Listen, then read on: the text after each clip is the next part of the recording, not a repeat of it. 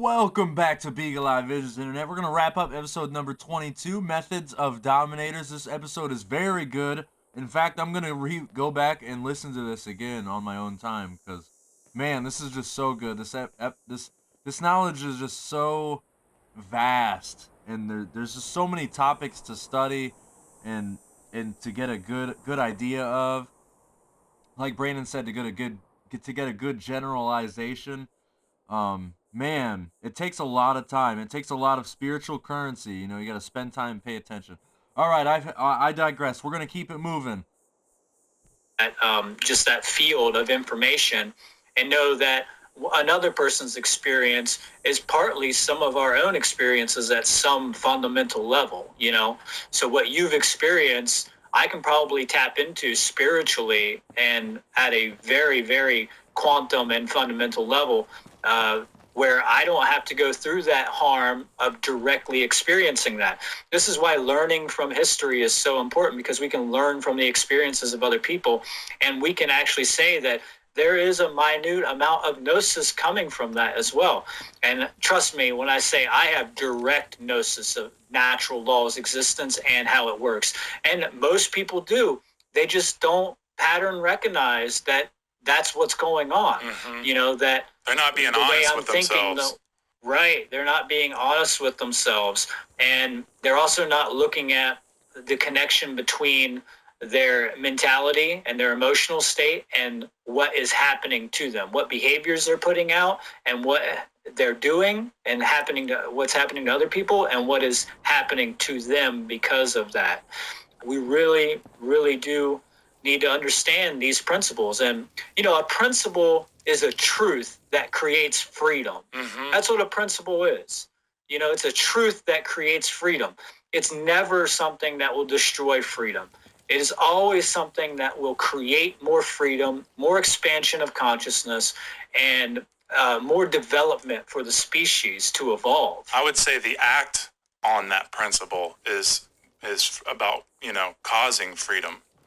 Right, absolutely. It has to be enacted. It has to be put into application, or we don't see any results. We can't just hold these things in our mind and expect things to change. Right. You know, it reminds me of the armchair quarterback who has a bunch of knowledge and knows a lot of stuff, but just sits back in his chair and doesn't do anything, you know, or even keyboard commandos, you know, people who get online and they actually do understand some of these things, but they're just sitting there, putting it out there into the void of the Facebook, you know, on Facebook. And I'm not saying you can't get through to people. I think there's a use for people who are doing that, as far as like, because I went through that for the first couple years of my awakening, where I was, you know, just trying to awaken people through that. And we still need to utilize that. We need to be able to utilize that, these platforms to help awaken people. But it's not the end all. You can't just stop there. It's not a place that you pitch your tent. Right. It's a stepping stone, you know. And you're not going to awaken the masses of people from getting on Facebook and debating people on it. It's a cul-de-sac, really.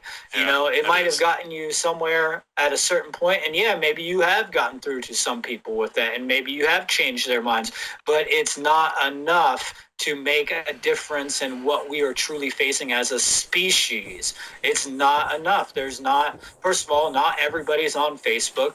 The second thing is that it's a complete infrastructure of mind control. You know, it has been completely designed intentionally to make sure to bring in more groupthink and, you know, all the censorship that's going on these platforms, all these great top-of-the-line researchers being blacklisted and shadow banned and things like that. That just shows you exactly what these people are about that run these platforms, you know? Exactly. And if you really want to reach people, if you really, truly want to reach people, then you have to make it a point that, you know, every single person that you come in contact with is someone you work on.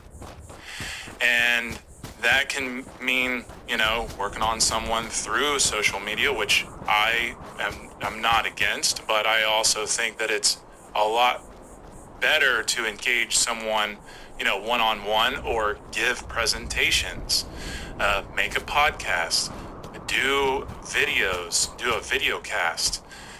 These things are what's going to hit people more. And, obviously the more that you speak about these things, the more your rhetoric becomes crisp and the more you understand what you're talking about and the more you can convey messages a lot better, because that's what we really need. We really need to, polish our understanding in order to create a better rhetoric. And I also want to say, like, personally, everybody in my life, everybody who I'm close to, I always find a way to speak about the most important things. And that's because I know that I am squandering opportunities if I don't. And if I can't if I can't even like pierce someone a little bit, I'm gonna be on my way. And that might sound kind of cold to people. It might sound like, oh, you're not a good friend because you only want to talk about those things. Oh yeah, I understand these things to be the most important things, because principles are, they are that which are the most important, because they are first things. And if we're not established on principles, then we find ourselves very confused about what's really taking place. And then that way, and because of that, we don't really see the big picture. We don't really understand what's taking place, like I said, within us and around us.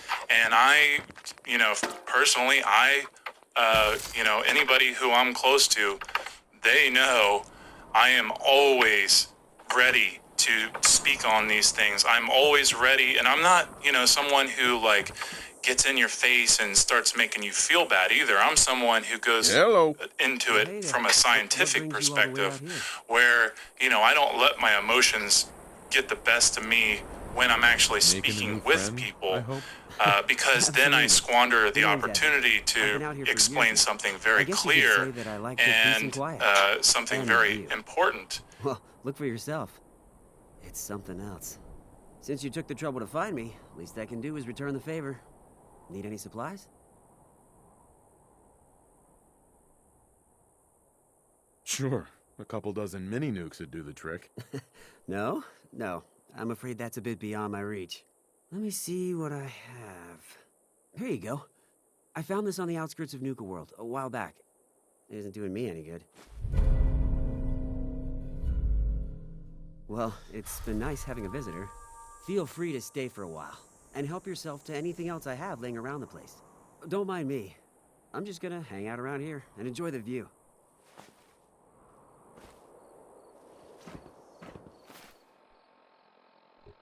And it's just so important that we don't use social media as our only way of conveying our messages. We have to get out there and actually say something face to face to people. We have to, say something where people can hear our voice. We have to use the platforms where people can actually hear us and see us.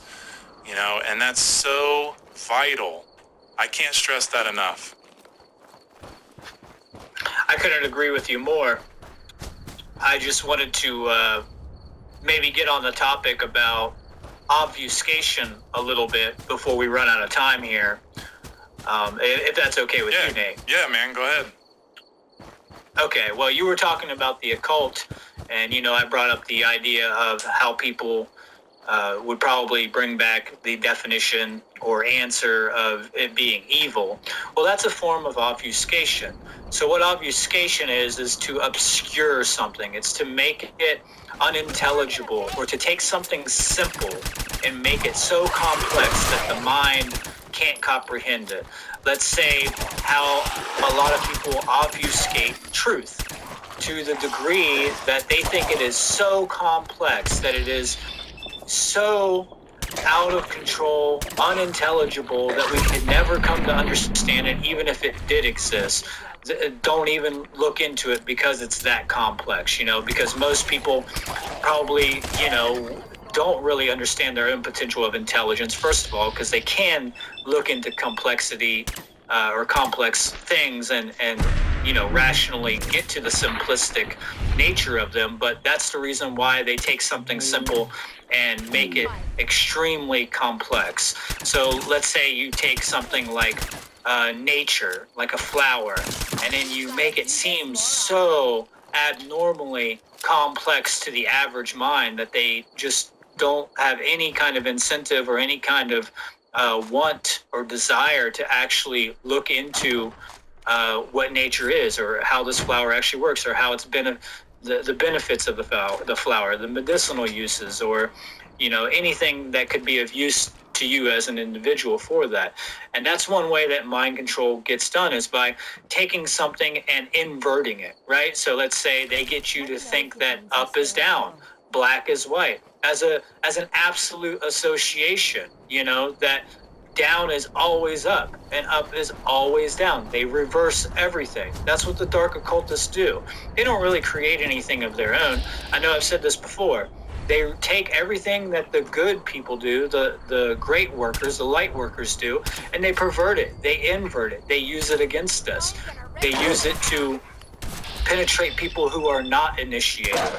And for those who are initiated, it becomes a moral obligation to initiate other people into the occult workings of reality, because the occult workings of reality deal with all of the unseen forces in reality, being all the unseen laws that are governing our experiences here.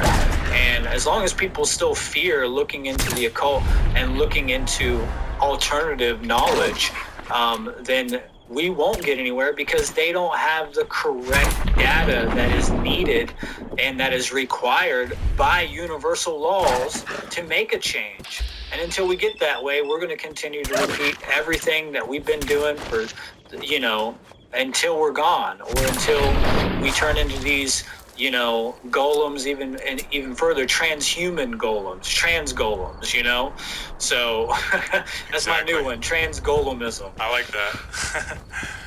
That's funny. Yeah. That's what it will be, not transhumanism. Because at some level I can say that I'm slightly a transhumanist, because I don't mind using technology for the benefits of mankind, but not to the degree that it makes humans obsolete, right? Yeah. So I don't agree with the idea of making humanity obsolete. But let's say you are an amputee patient and you want to use technology to help you walk again, and you get a prosthetic limb, to replace your, amputated limb, and you use that to be able to express your freedom. Well, there's nothing wrong with using that technology, and that's kind of transhumanist, because we couldn't do that a long time ago. That's using, the technology to our advantage for the betterment of mankind. Right.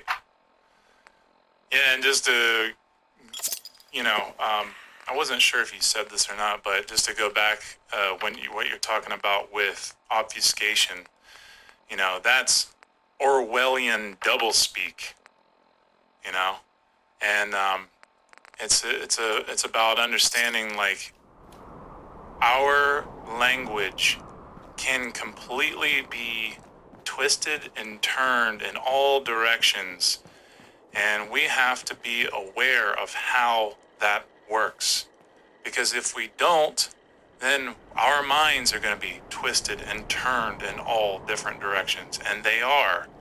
And that's why, we're doing this. And, Absolutely. I'm glad you brought that up, Nate, because we do need to talk about the language a lot more. I think that people really look very low upon the way we speak and the origins of our words, and people really they take it for granted. They really don't understand how important it is to get into the etymological definitions of the words, the ideological backings of how those words came into being, and also get into the synchronistic or synchromystic green language, to get into the universal language of symbols. And is what we're really talking about here, is becoming symbol literate, because words are symbols. It's a vibration. Words are vibratory energies and frequencies utilized to transmit meaning and purpose and understanding and experiences, to something else. And so we really do have to understand this, because it's how we communicate. It's how we communicate with ourselves, and it's how we communicate with other people, and then expanded outwardly into the world, into society, into the universe.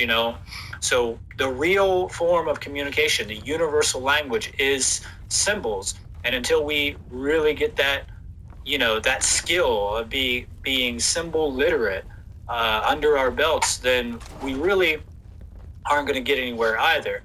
Because that's how a lot of subtle mind control is done, is through subversive influencing, through symbolism, Right. And we can see this all over in our society, from the gas stations, from the symbols that gas stations are using, to all the way up to like the coat of arms of royal families and things like this. There is I would say the best place to look is just walk down your street and start looking around at main corporations, or even turn on your television and start looking at your commercials. I mean, think about how much propaganda comes through commercials. To tell you the truth, I don't even know the last time I actually watched a commercial, because I don't have TV. I have a television, but I don't watch television. So that's one of the biggest forms of mind control. Also, is television, which is like a little green language there, right? We're talking about words. So green language, it's tell, lie, vision, to tell a lie, to give a vision that's not your own. How do you know that your likes are your own? How do you know that they weren't implanted there intentionally by, dark occult sorcerers to make you behave a certain way, to steer you into a certain direction?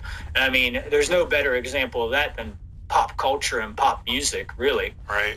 And it's the ego that will completely dismiss everything that we're saying as, just a whole bunch of, nonsense. And, that nothing like this could ever happen. Or, if I don't look into it, then I know that it's not happening because I don't believe in it, And it's like, well, you're only deceiving yourself. So, because these things actually are taking place, and if you want to stay ignorant, you're only going to cause more suffering within yourself and others. So yeah, I mean, how can you really love yourself if you're not willing to develop yourself into a better being, to understand the way that your world works, to understand how you work? How can you really love your children? How can you stand to even say that to yourself, that you love your children, when you're not actually really doing the act of love, of bettering them and helping them to develop their minds and their spiritual defense and their emotional defense? Because we see emotional mind control just running rampant everywhere. Yeah, exactly.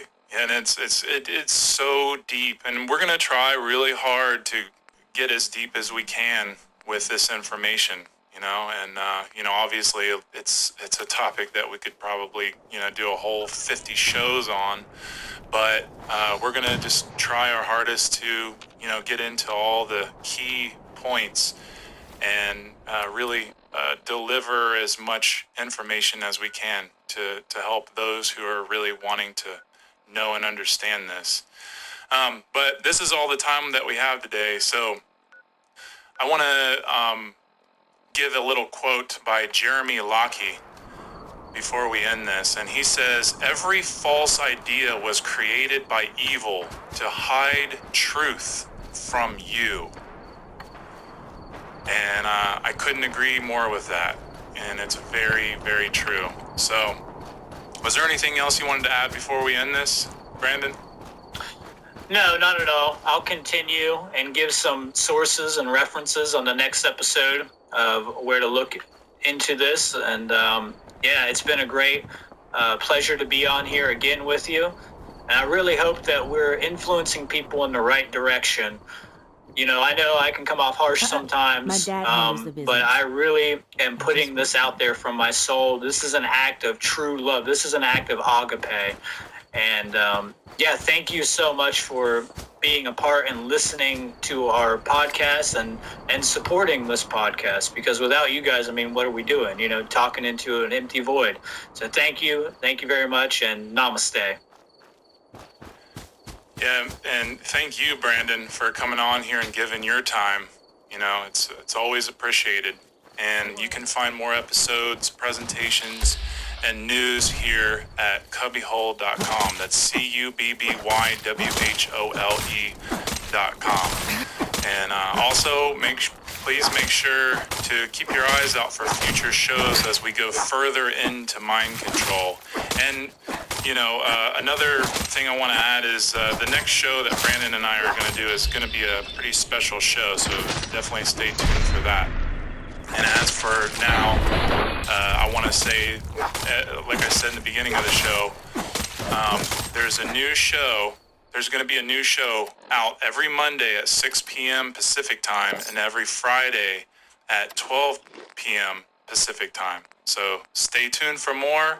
Thank you, and keep transcending dogma.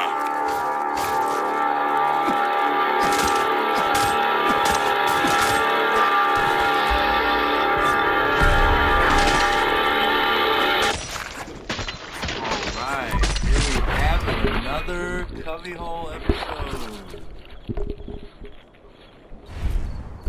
Right. Let's take care of these freaking bugs that won't leave me alone.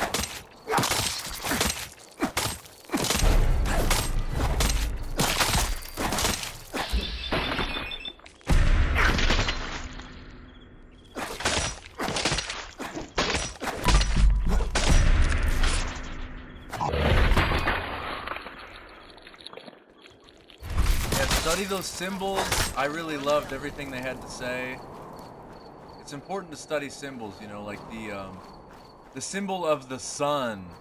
Like these people are they're cults, you know. Let's put it blunt. They're cults. You know, if you look at Walmart, if you look at BP, all the logos are very similar, and they're all supposed to represent the sun as if they're enlightened. You know what I mean? Wild. It's crazy. So, thank you again if you made it this far. Stay tuned. We're gonna be grinding a lot of Fallout. We're gonna be grinding a lot of. We're gonna be grinding a lot of Fallout here, and just gonna keep cranking out these episodes. I have an interview Thursday, so I don't. Hopefully, I'll get a job, and hopefully, I'll still have energy to keep cranking them out. But. Yeah, thanks again if you made it this far, and keep studying. Don't be afraid to look into the occult. Don't be afraid to look into these topics, because they're using our lack of education against us every day in so many different ways. It's very important to study these things. And if you want more information of these topics, and just not from CubbyWhole, if you want more resources, look up One Great Work Network. There's over 50 content creators, I believe. They all have their own different style. They all have their own different flavor. It's amazing. Like, there's a lot of people talking about these topics and trying to help everybody understand these and understand the mind control that we're up against. So yeah. Thanks again. Ooh, look at the stars. This game is so cool. I love this game. All right. Yeah, stay tuned. We'll be pumping out some more.